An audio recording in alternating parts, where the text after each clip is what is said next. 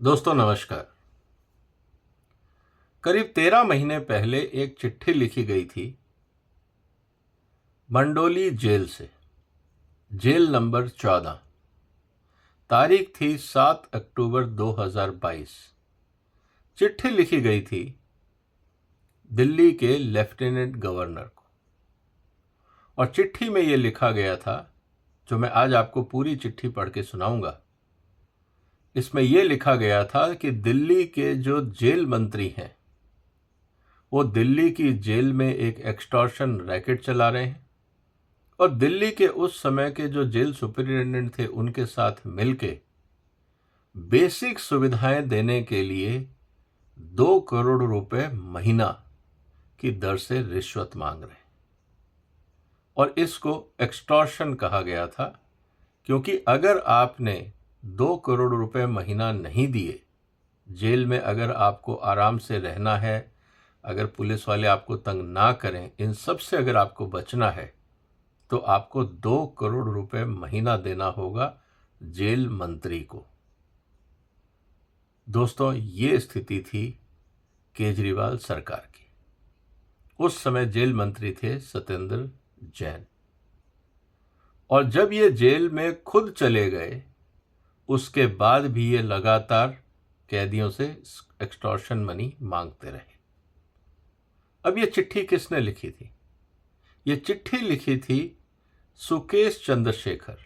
ये पूरी चिट्ठी मेरे पास है और मैं आपको विस्तार से इसके बारे में बताऊंगा, ताकि आपको ये पता लगे कि किस तरह के कारनामे केजरीवाल सरकार ने किए थे। अभी तो सिर्फ लीकर घोटाला है, अब ये मुद्दा भी गरमाने लगा है। कारण बहुत सिंपल है। सीबीआई ने लेफ्टिनेंट गवर्नर से सत्येंद्र जैन के खिलाफ इस चिट्ठी के आधार पे और इस चिट्ठी के बाद जो भी कार्रवाई हुई, उस पे जो सीबीआई को एविडेंस मिले, उन सब के आधार पे अब सीबीआई ने एलजी से सत्येंद्र जैन के खिलाफ केस चलाने की परमिशन मांगी। अब देखना यह है कि क्या एलजी परमिशन देते हैं। लॉजिकल है कि अगर सीबीआई को इन्वेस्टिगेशन में कुछ मिला है और वो आगे तक तफ्तीश करना चाहती है तो परमिशन देने में कोई हर्ज नहीं होना चाहिए। लेकिन ये मामला कितना गंभीर है ये तभी समझ में आएगा जब हम इस चिट्ठी को समझेंगे। और इस चिट्ठी में और इस चिट्ठी के बाद जिस तरह के तर्क वितर्क हो रहे हैं उस पर भी जरा निगाह डालेंगे। तो आप हमारे साथ बने रहिए। इस वीडियो में करीब 10-15 मिनट का टाइम लगेगा, तो उम्मीद है कि आप साथ रहेंगे, क्योंकि मैं आपको चिट्ठी की एक एक लाइन समझाऊंगा कि कितने आरोप किस रूप से लगाए गए और कौन कौन लोग इसमें शामिल थे। आप चाहें तो इस वीडियो को शेयर कर लीजिए अपने दोस्तों के साथ, और अगर अभी तक चैनल को सब्सक्राइब नहीं किया है तो कृपया सब्सक्राइब भी कर लें। आइए शुरुआत करते हैं चिट्ठी में क्या लिखा है। To his excellency LG new Delhi Shri V K. Saxena, from Sukesh Chandrashekhar, jail number 14, Mandoli jail, new Delhi, 07/10/2022, through advocate A K. Singh, supreme court, new Delhi. अब सब्जेक्ट ये कहा गया है कि complaint of threat and pressure from Satyendra Jain and Sandeep Goyal, DG prison, Delhi, on corruptions and extortions. मतलब मंत्री और jail अधीक्षक, डायरेक्टर जनरल प्रिजन्स, दोनों मिलके एक्सटॉर्शन कर रहे हैं, करप्शन कर रहे हैं। Honorable His Excellency, this is to bring to your notice that I have been lodged in Delhi jail since 2017 on the case under Prevention of Corruption Act and few economical offences. I have been associated with AIADMK Shashikala faction, politically involved in Tamil Nadu, and have been in business of construction, media, mining, and corporate lobbying. I have known Mr. Satyendra Jain of Aam Aadmi Party since 2015। और ये चिट्ठी कब लिख रहे हैं? 2022 में। मतलब इनकी दोस्ती करीब 6-7 साल पुरानी है। And have contributed more than 50 crore to Aam Aadmi party. मैं 50 करोड़ रुपए अभी तक आम आदमी पार्टी को दे चुका हूं, ये सुकेश का कहना है। In the promise of giving me important post in party in south zone, कि जो आम आदमी पार्टी है, जो अपने आप को ऑल इंडिया पार्टी बनाने के प्रयास में है, तो साउथ में जब पार्टी एक्सपेंड करेगी और जब उनकी ज़रूरत होगी तो वो मुझे एक इम्पॉर्टेंट पोजीशन देंगे। And also help me to be nominated to Rajya Sabha following the expansion. जब आप साउथ में जाएंगे, आपको वहाँ पे सीटें मिलेंगी, आप वहाँ विधानसभा चुनाव जीतेंगे, तो जब आपको वहाँ पे राज्यसभा में किसी को नॉमिनेट करना होगा तो आप मुझे नॉमिनेट करेंगे। ये प्रॉमिस और ये अंडरस्टैंडिंग थी, इसीलिए मैंने इनको 50 करोड़ रुपए अभी तक दे दिए। After my arrest in 2017 for the 2 leaf symbol corruption case, जो जयललिता की डेथ के बाद जब आपस में झगड़ा हुआ शशिकला और बाकी जो AIDM के फैक्शन थे कि पार्टी सिंबल कौन रखेगा, ये उस समय की बात है। सो 2 लीफ सिंबल जो था जयललिता की पार्टी का था। Corruption case, I was lodged in Tihar jail and was visited by mister Satyendra Jain, who holds the portfolio of jail minister, is of multiple times. जो जेल मंत्री हैं वो खुद मेरे से जेल में मिलने आए कई बार, and asking me if I had disclosed anything related to my contribution to AAP to the investigating agencies which arrested me. उन्होंने आके मेरे से पूछा कि क्या आपने ये तो नहीं बताया कि आपने आम आदमी पार्टी को अभी तक कंट्रीब्यूशन दिया है। अब सोचिए, एक जेल मंत्री खुद जेल जाके वहाँ के कैदी से मिलता है और उससे ये पूछता है कि कहीं आपने हमारी कोई शिकायत तो नहीं करी या कोई प्रूफ तो नहीं दिया कि हमारा और आपका कोई पुराना रिश्ता है। अब समझिए कि किस तरह के काम होते रहे। Thereafter, in 2019, again I was visited by Satyendra Jain and his secretary and his close friend Mr. Sushil in jail. 2019 में फिर जैन साहब आए, सत्येंद्र जैन, अपने सेक्रेटरी और अपने खास दोस्त सुशील के साथ, and asking me to pay 2 crores every month to him as protection money to live safely in jail and to get even basic facilities provided. मतलब कैदी को जो बेसिक फैसिलिटी मिलती हैं और आपको सेफ रहे, आपको कोई कैदी मारे नहीं, आपके साथ कोई उल्टी सीधी घटना ना हो जाए, अगर आपको जेल में सुरक्षित रहना है तो आपको 2 करोड़ रुपए महीना प्रोटेक्शन मनी देनी होगी। ये कौन मांग रहा है? जेल मंत्री। सोच लीजिए कि केजरीवाल और उनके मंत्रियों का चाल चरित्र क्या है।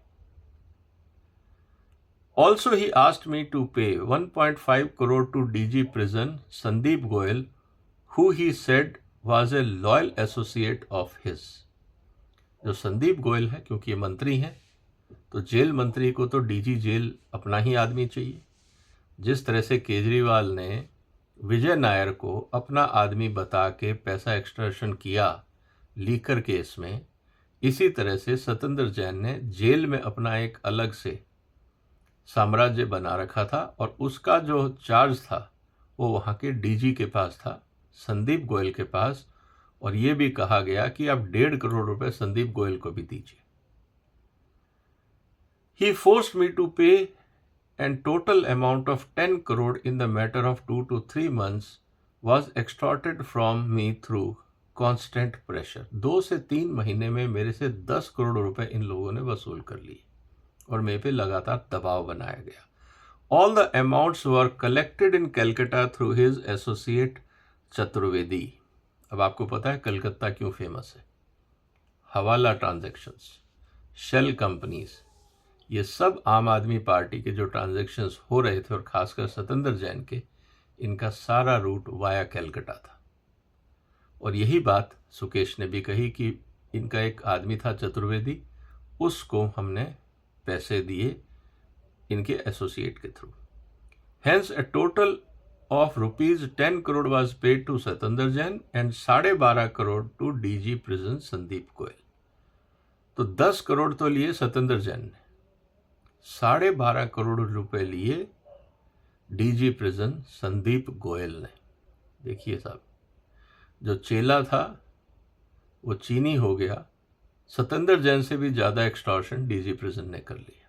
ये बात लिखित में एलजी को बताई जा रही। During a recent investigation by ED, I had disclosed that DG Prison and also the racket run by DG and jail administration, and also filed a writ in High Court of Delhi seeking CBI inquiry, where the court issued notice and matter is scheduled for hearing next month.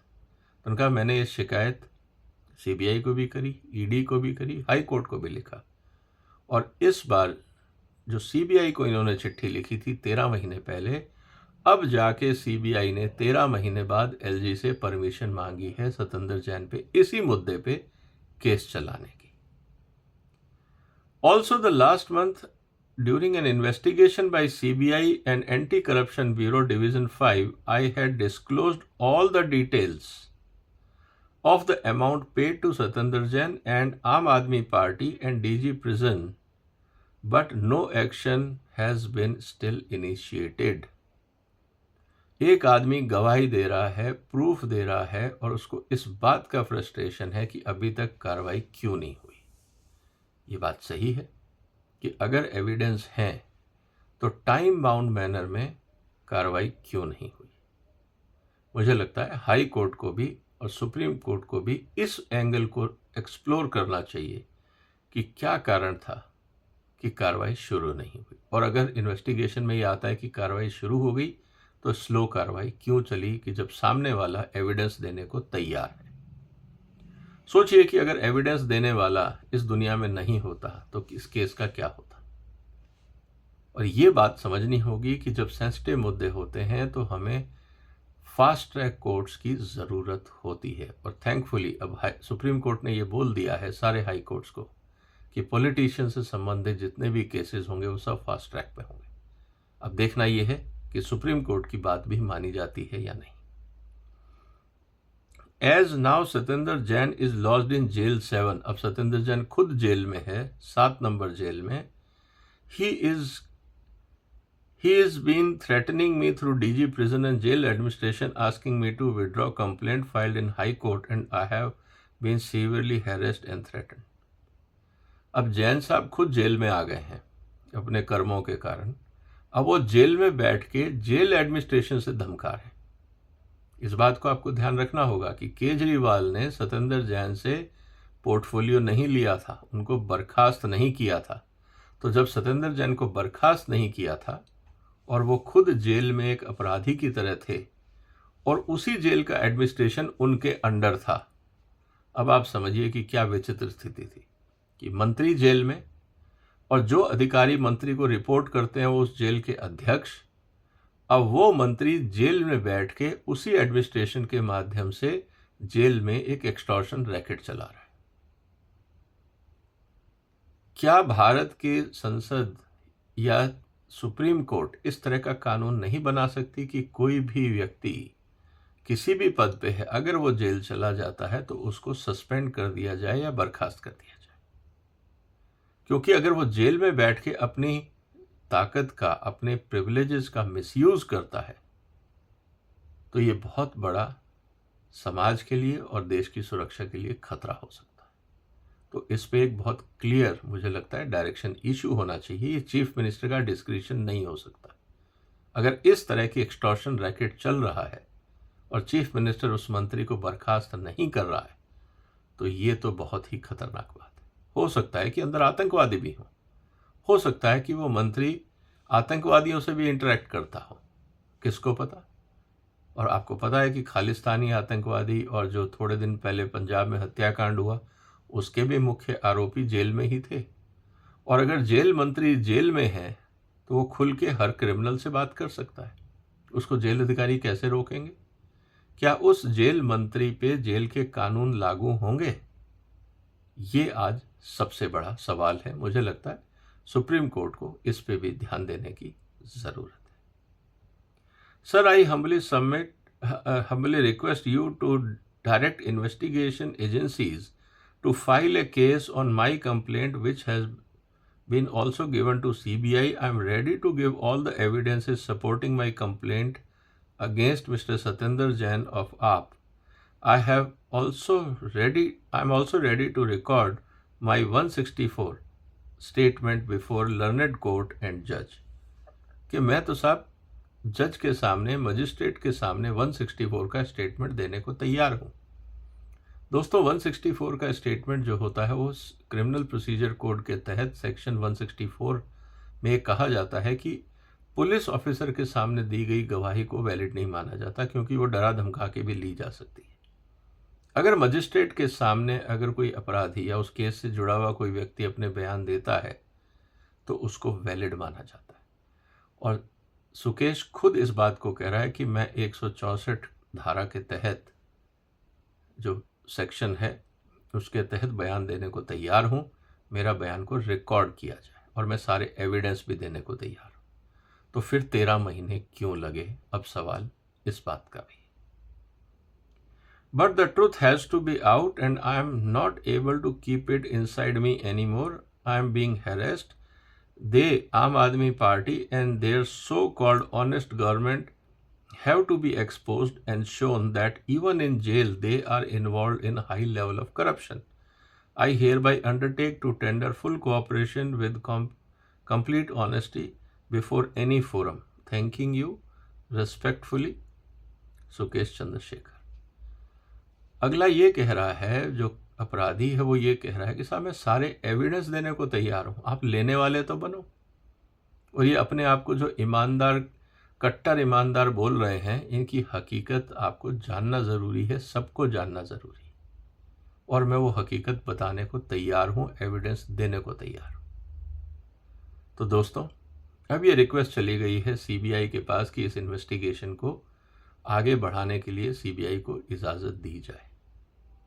अब देखते हैं LG साहब क्या इस पे आदेश लेते हैं। लेकिन सबसे इम्पोर्टेंट बात यह है कि अब सतिंदर जैन, केजरीवाल दोनों को जवाब देना पड़ेगा कि आपने जेल में मंत्री को क्यों नहीं हटाया, क्या कारण था, क्या मजबूरियां थी।